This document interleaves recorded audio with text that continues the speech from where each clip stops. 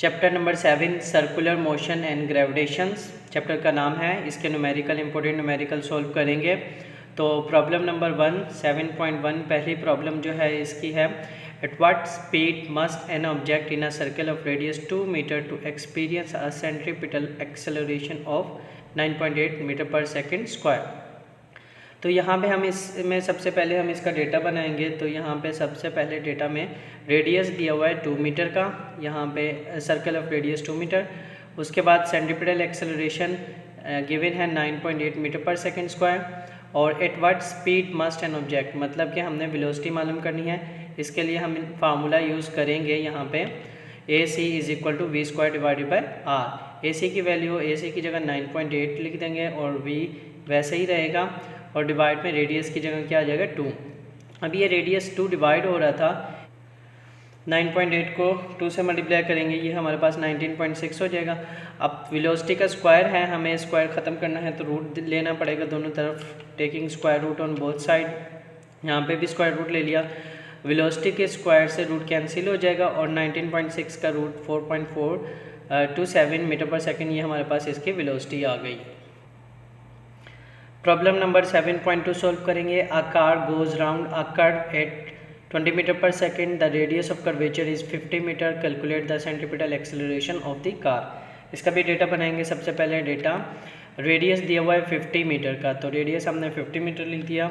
उसके बाद centripetal acceleration मालूम करना है, calculate the centripetal acceleration. Velocity 20 metre per second है और इसका फार्मूला हम वही सेंट्रीपिटल एक्सेलरेशन का फार्मूला यूज़ करेंगे।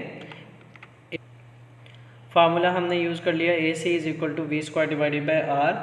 वैल्यू पुट करते हैं, ए सी मालूम करना है, वेलोसिटी की जगह 20 आ गया और नीचे रेडियस कितना आ गया 50। 20 का स्क्वायर 400 होगा और डिवाइड में 50 वैसे ही आ जाएगा, 0 से 0 कटेगा और फिर 40 को 5 से डिवाइड करेंगे तो ये हमारे पास इसका आंसर आ जाएगा, A C is equal to 8 metre per second square. Problem number 3 solve करेंगे। A string 2 metre long is used to wheel 200 gram stone in horizontal circle at a speed of 2 metre per second, find the tension in string. तो इसका data बनाएंगे। सबसे पहले हमारे पास radius दिया हुआ है 2 मीटर का, स्ट्रिंग की जो लेंथ है वही उसका रेडियस है, जिससे कोई पत्थर बांध के घुमाया जा रहा है, जिसका मास कितना है 200 ग्राम।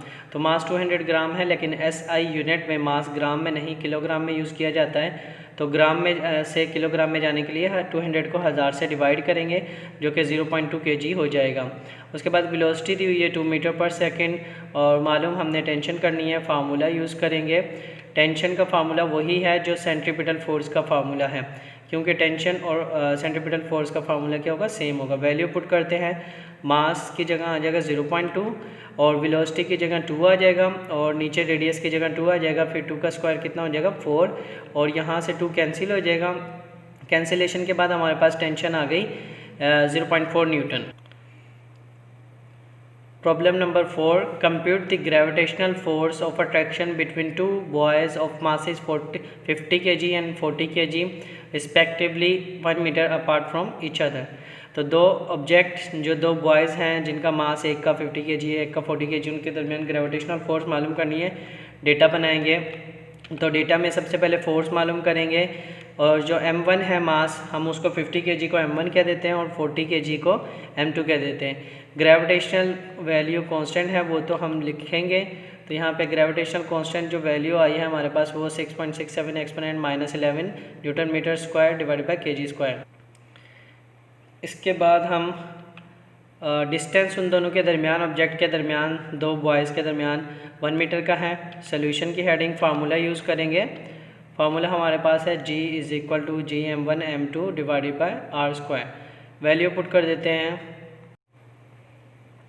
अब इन फार्मूले में वैल्यू पुट कर देते हैं। G की वैल्यू 6.67 एक्सपोनेंट -11 आ जाएगी और M1 की जगह 50, M2 की जगह 40 डिवाइड में रेडियस 1 आ जाएगा। इसके बाद हम इसको मज़ीद सिंप्लीफाई करेंगे। डिवाइड का 1 का स्क्वायर होके 1 ही रहेगा और डिनोमिनेटर 1 था तो ख़त्म हो जाएगा, ऊपर वैल्यू आ जाएगी। इसके बाद इसको सिंप्लीफाई करने के बाद हमारा आंसर आ जाएगा 1.33 एक्सपोनेंट -7 न्यूटन। ये उन दोनों बॉयज़ के दरमियान की फोर्स ऑफ अट्रैक्शन है। इसके बाद थर्ड प्रॉब्लम सॉल्व करेंगे। तो ये थर्ड 7.3 प्रॉब्लम नंबर है। A proton of mass 1.67 exponent minus 27 kg is moving in a circle of radius 100 centimetre and electromagnet applies a force of 1 exponent minus 12 Newton directed towards the center of the circle. What is the velocity of the proton? तो एक proton है जो circular motion में घूम रहा है 100 metre के radius पर, और वो घूमने की उसकी वजह है कि उस पर मैग्नेटिक फील्ड अप्लाई हो रही है, उस वजह से वो रोटेट कर रहा है, और उस पर फोर्स भी बताई गई है। हमें वेलोसिटी मालूम करनी है कि किस वेलोसिटी से घूम रहा है। तो इसका डेटा बनाते हैं। सबसे पहले तो मास दिया हुआ है, mass of proton 1.67 exponent minus 27 kg, radius 100 centimetre है, लेकिन SI सिस्टम में मीटर यूज़ होता है। डिस्टेंस का यूनिट क्या होता है? मीटर। तो सेंटीमीटर से मीटर में जाएंगे तो 100 से डिवाइड करेंगे, तो 100 को 100 से डिवाइड किया तो ये डिस्टेंस मीटर में 1 मीटर हो गया। और फोर्स हमें दी हुई थी, फोर्स मैंने लिख दी 1×10⁻⁻12 न्यूटन थी, और हमने वेलोसिटी मालूम करनी है। तो यहाँ पे भी क्योंकि ये प्रोटॉन जो है वो सर्कुलर मोशन में रोटेट कर रहा है, तो इसमें सेंट्रीपिटल फोर्स होगी। जो भी ऑब्जेक्ट सर्कुलर मोशन में रोटेट करता है उसमें सेंट्रीपिटल फोर्स पाई जाती है। वो फोर्स का फार्मूला यूज़ करते हुए हम इसको सॉल्व करेंगे, और ये सेंट्रीपिटल फोर्स का फार्मूला है F=mv²/r। यहाँ पे जिन जिन क्वांटिटी की वैल्यू दी हुई है वो पुट कर देते हैं। मास की जगह मास की वैल्यू आ जाएगी, रेडियस की वैल्यू पुट कर देंगे, और फोर्स भी पुट कर देंगे। तो पुट करने के बाद ये हमारे पास इस तरह हो जाएगा। F की जगह F की वैल्यू, R की जगह R की वैल्यू, M की जगह M की वैल्यू, V² की जगह कुछ नहीं पुट किया जाएगा, ये वैसे ही रहेगा। और फिर उसके बाद ये 1 का स्क्वायर अगेन ख़त्म हो जाएगा, सिर्फ ऊपर वाले का नोमिनेटर बचेगा। तो ये हमारे पास ये बचेगा। उसके बाद V² के लिए ये जो रकम है मल्टीप्लाई हो रही है, इधर आके क्या हो जाएगी? डिवाइड में चली जाएगी। तो यहाँ पे ये डिवाइड में चला जाएगा, तो ये इस तरह हो जाएगा। फिर 1.67 exponent minus 12 right hand side की तरफ आके डिवाइड में चला जाएगा। डिवाइड करने के बाद ये वैल्यू आ जाएगी 5.98 एक्सपोनेंट 14। अब स्क्वायर ख़त्म करना है, हमने वेलोसिटी निकालनी है, तो रूट ले लेंगे दोनों तरफ। तो दोनों तरफ रूट लिया हमने, और इसके बाद v का जो स्क्वायर है वो रूट से कैंसिल हो जाएगा, जस्ट v बचेगा। और ये रूट की वैल्यू हमारे पास 2.44 एक्सपोनेंट 7 मीटर पर सेकेंड आ गई, जो कि वेलोसिटी ऑफ प्रोटॉन है। ये 8वां न्यूमेरिकल सॉल्व करेंगे। The distance from the earth to sun is 1.49 exponent 11 metre है, और the mass of the earth is 6 exponent 24 kg है, और mass of sun is 2 exponent 30 kg है।